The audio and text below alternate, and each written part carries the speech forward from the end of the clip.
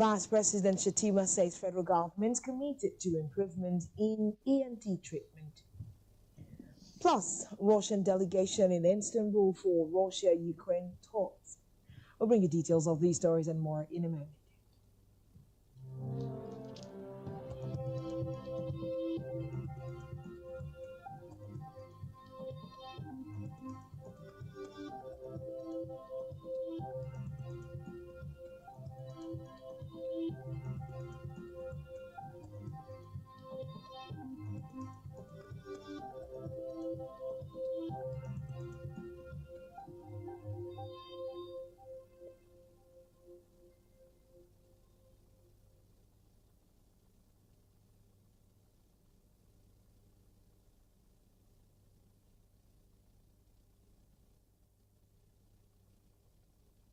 For joining us. On the news at this hour, President Bola Tinubu has announced that contracts and procurement in goods and services valued below 5 billion naira will no longer require the approval of the Federal Executive Council. This was disclosed in a statement by the spokesperson of the Bureau of Public Procurement (BPP), Zira Naga. The fresh procurement thresholds mean that ministries, departments, and agencies will now have to adjudicate their procurement status to below 5 billion naira. The BPP also noted that international or national competitive bidding must procure goods valued at 1 billion naira and above and works valued at 5 billion naira and above. Meanwhile, President Tinubu will depart Abuja for Rome, Italy on Saturday at the invitation of Pope Leo XIV. In a statement, the special advisor to the president on information and strategy, Bayo Onanuga, announced that President Tinubu will travel with senior Catholic leaders to attend a special mass marking the beginning of Pope Leo XIV's tenure as 267th Bishop of Rome. According to Onanuga, Cardinal Pietro Parolin sent the invitation from Pope Leo XIV, who said the ceremony reflects a moment of particular importance for the Catholic Church and the world afflicted by many tensions and conflicts. The Pope also expressed a personal connection to Nigeria, stating that the great nation is particularly dear to him as he worked in the Apostolic Nunciature in Lagos during the 1980s.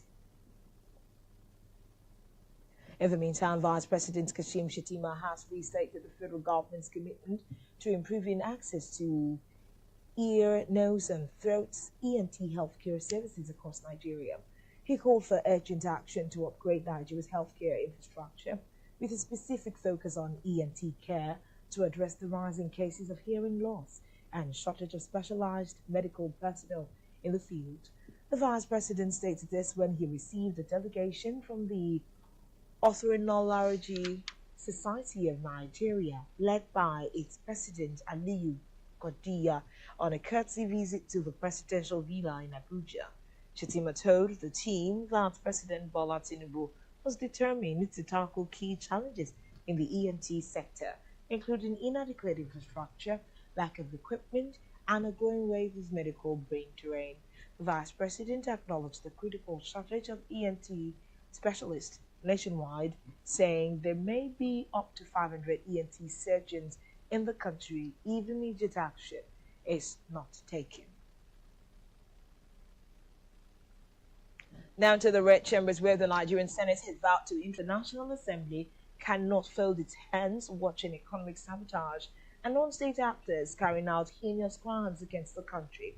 He said the legislature would consider stiffer penalties for crude oil theft, including terrorism charges for major offenders. Senator Akpabio disclosed this while declaring open a 2-day public hearing on the incessant and nefarious act of crude oil theft in the Niger Delta and the actors at the Senate wing of the National Assembly. Now to the grain chambers, where the House of Representatives Committee on Land Transport has invited the Managing Director of the Nigerian Railway Corporation, Kayode Okwefa, as well as the Managing Director of Railway Property Management Company Limited, Timothy Zanlaga, over the running of NRC and management of its assets across the country. The decision to invite Okwefa and Zalanga was equal to the resolution of the committee after its meeting. Chairman of the House Committee on Land Transport, Blessing Ono, stated that the invitation of the Managing Director of NRC and the head of the subsidiary of the corporation, Railway Property Management Company, is not about witch hunting anyone, but it is aimed at ensuring that these government agencies live up to expectation. Meanwhile, some members of the committee during the meeting lamented the management of the assets of the NRC and the allegation of indiscriminate sales of the properties without due process. The committee therefore directed the management of NRC and Railway Property Management Company Limited to submit relevant documents regarding the 2022, 2023, 2024 budget performance, as well as assets of NRC and public-private partnership arrangements to the Secretariat on or before Tuesday, the 20th of May, 2025. Move now to Africa, where Gabon's former leader Ali Bongo Dimba and his family have been released from detention and arrived in Angola's capital, Luanda. The Angolan presidency said the release follows the initiatives made by the President of the Republic of Angola and President in office of the African Union, João Lourenço, with President Brice Oligui Nguema of Gabon. Still in Africa, South Africa's Deputy President Paul Mashatile has urged white farmers, particularly Afrikaners, to remain in the country and work with the government to overcome challenges facing rural communities. His comments come in response to the departure of 49 white South Africans who were resettled in the United States as refugees this week, under a policy initiative driven by President Donald Trump. Speaking at the National Maize Producers Organization show, Mashatile sought to reassure the farming community of the government's support. He emphasized that the government does not want Afrikaner farmers to leave the country, highlighting their essential role in agriculture and national development. On the foreign scene, the head of Russian delegation, Vladimir Minsky, has arrived in Istanbul for talks with the U.S. Recall that Turkey said peace talks between Russia and Ukraine will take place today in Istanbul, including a representative from the United States. Meanwhile, U.S. Secretary of State Marco Rubio arrived in the same city for talks with Turkish and Ukrainian officials after telling reporters yesterday that he did not have high expectations for today's negotiations. Zelensky had previously said he was sending his defense minister to the negotiations, but that Russia was not serious about real talks.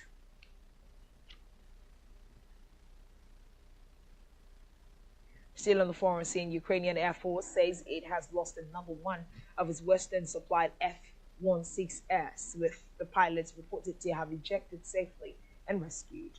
The jet was said to have been repelling an air attack on the country and had already destroyed 3 aerial targets, engaging a 4th with cannon. Ukraine said overnight it had shot down 73 drones using a combination of aircraft and mobile fire groups, ground-based anti-aircraft artillery units on the ground. Reports the areas targeted included the east, north, south, and center of the country.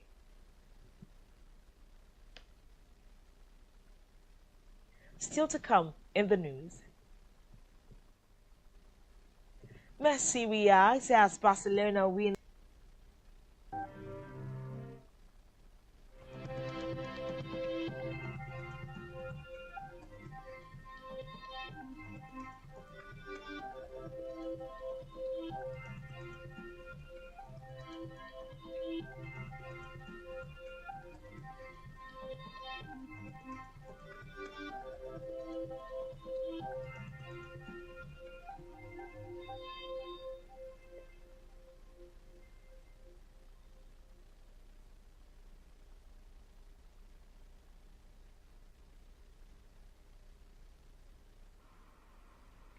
Thanks for staying tuned, and now we bring you the rest of the news at this hour.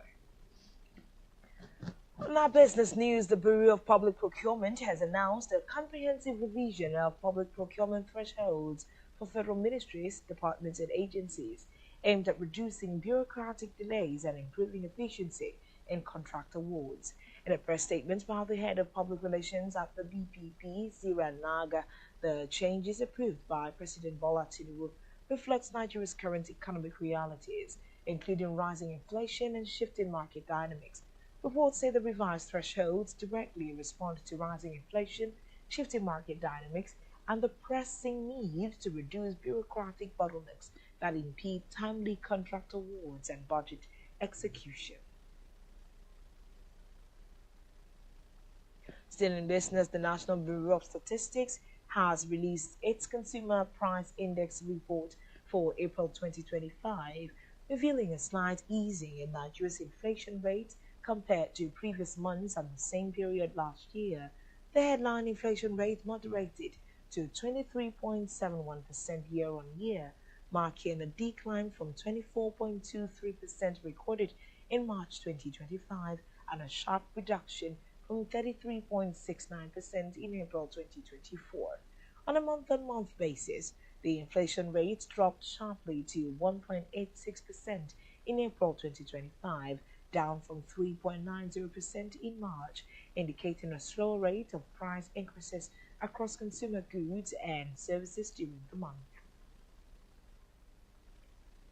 On a health news, healthcare workers have warned that the continued migration of nurses from Nigeria is exacerbating the country's healthcare crisis, leading to increased waiting times, higher morbidity, and rising mortality rates.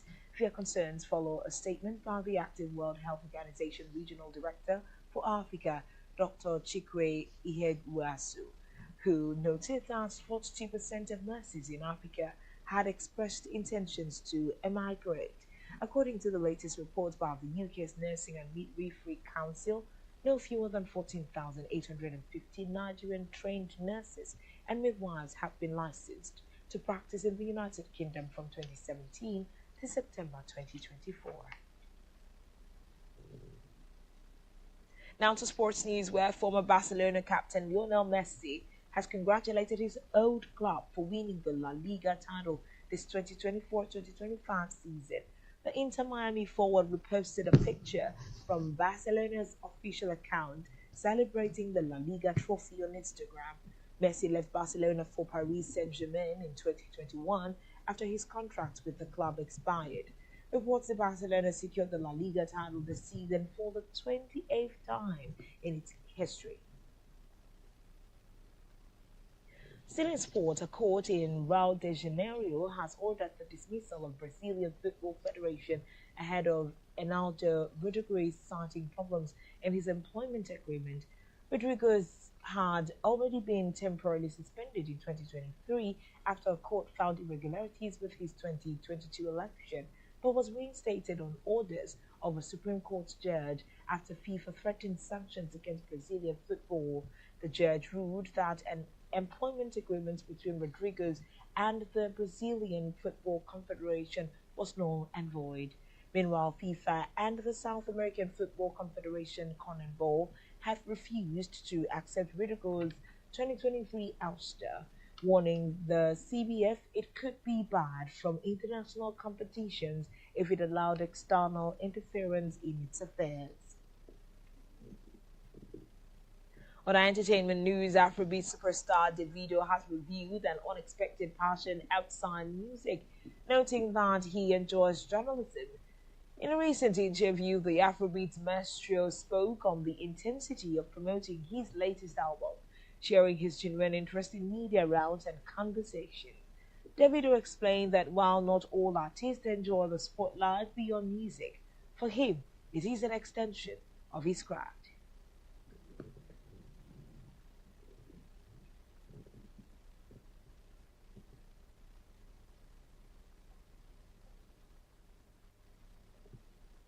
And that's all we have on the news at this hour. Do well to follow us on social media, engage on all of our conversations, all of which you can find at SpectrumTVLive.nj. This has been Spectrum Television News at Noon. I am Uyai Emem. Thanks for watching. Enjoy the rest of your day. Good afternoon.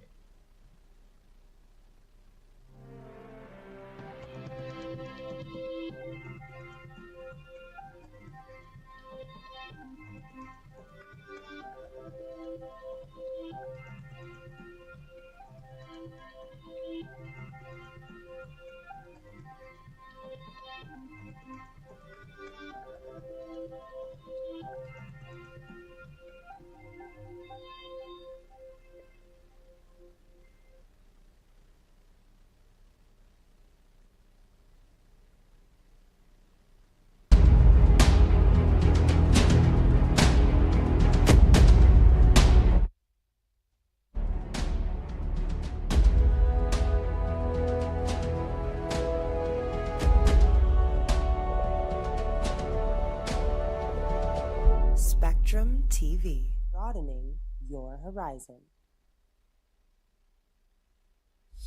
The depth of knowledge, fun, and entertainment you experience on Spectrum Television can never be overstated, especially when you get them all at once. At Spectrum Television, we start your day with insightful political and social discussion, a spotlight on Africa, your health and mental space, staying fit and looking at the future of tech on Tech Insights, and stay updated with the latest in entertainment and music on Entertainment Now.